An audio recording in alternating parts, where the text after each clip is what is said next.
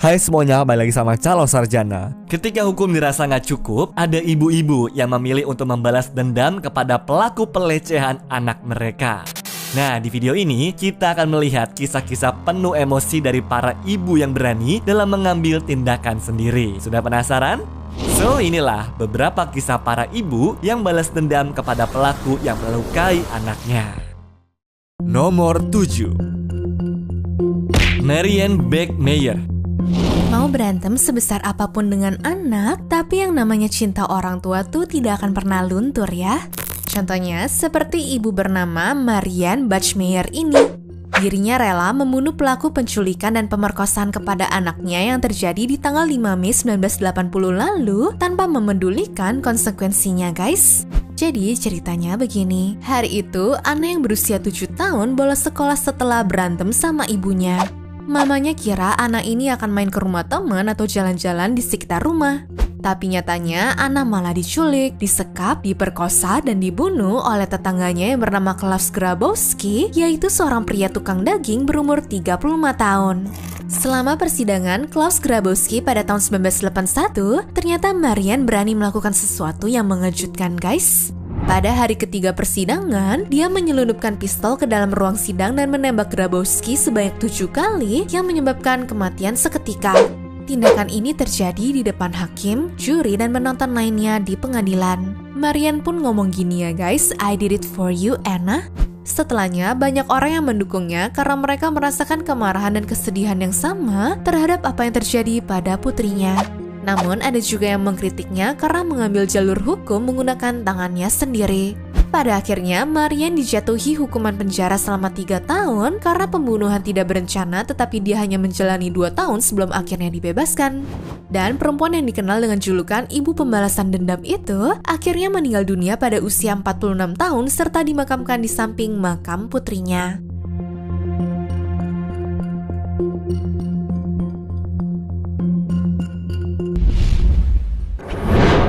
Nomor 6, Bonita Lynn Vela.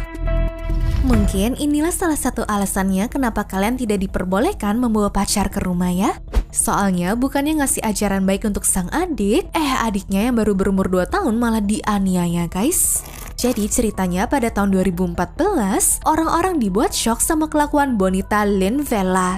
Karena ibu berumur 35 tahun ini memutuskan untuk memotong kelamin bocah berusia 18 tahun yang dulunya merupakan pacar anaknya. Bahkan dia sempat menyandra selama 3,5 jam dan melakukan itu semua di bawah pengaruh marijuana bersama 2 temannya yang lain. Namun meskipun Bonita sangat yakin akan kecurigaannya, tidak ada bukti yang jelas bahwa pemuda itu benar-benar melakukan apa yang dituduhkan kepadanya ya. Yang bikin kaget, sang ibu ternyata berhasil terhindar dari hukuman penjara meskipun telah mengaku bersalah atas kelakuannya itu loh.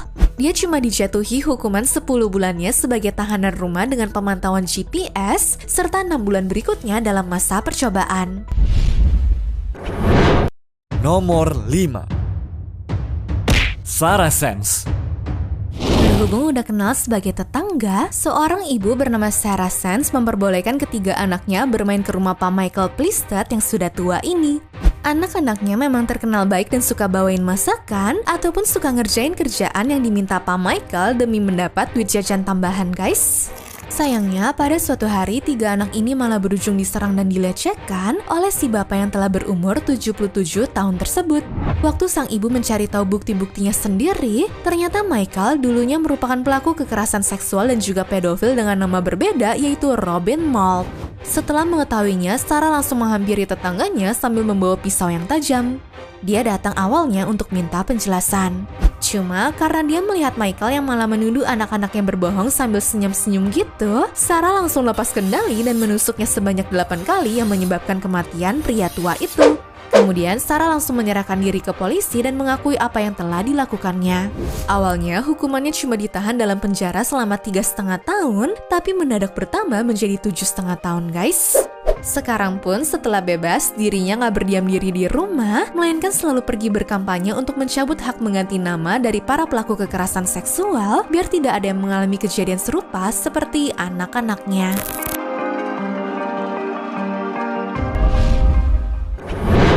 Nomor 4, Maria del Carmen Garcia. Berlaku seenaknya di negara hukum emang gak boleh ya.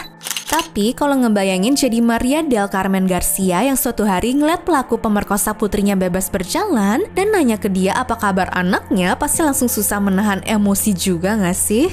Kisah ini bermula pada tahun 1998 ketika putrinya yang berusia 13 tahun bernama Miriam diperkosa oleh seorang pria bernama Pedro Jimenez yang saat itu adalah tetangga mereka.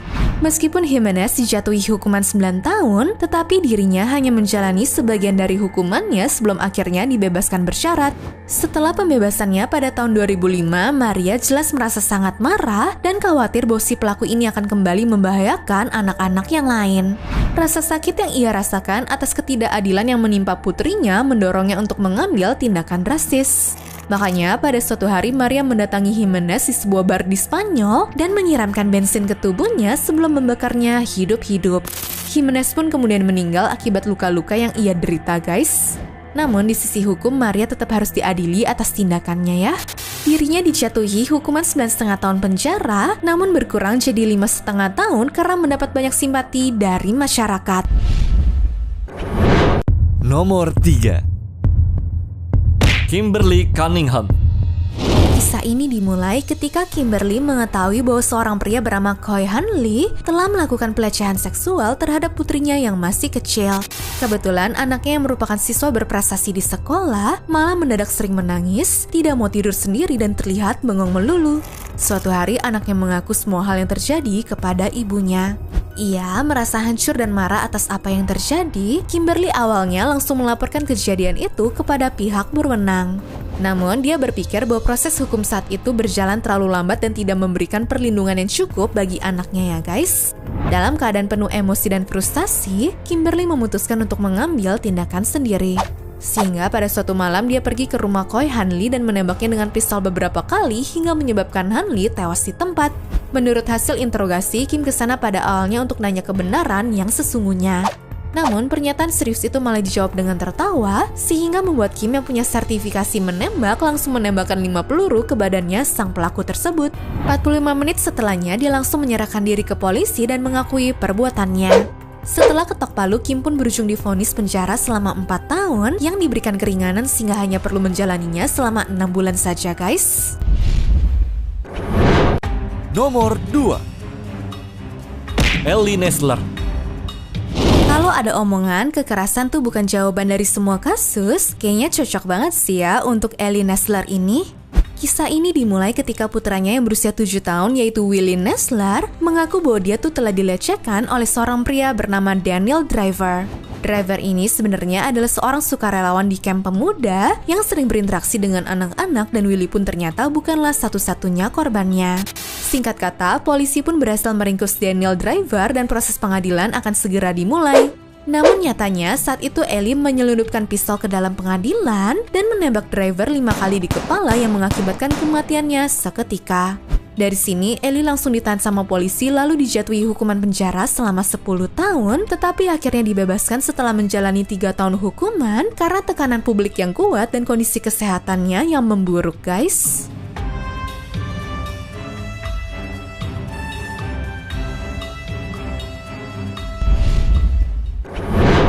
Nomor 1.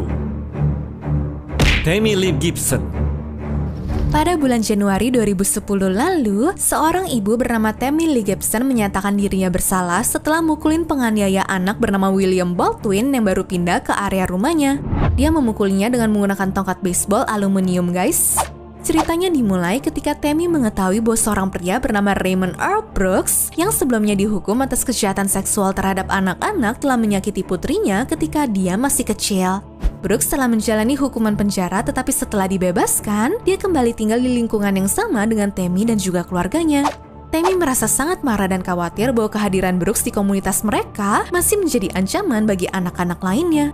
Rasa frustasi dan ketidakadilan yang dia rasakan membuatnya memutuskan untuk mengambil tindakannya sendiri.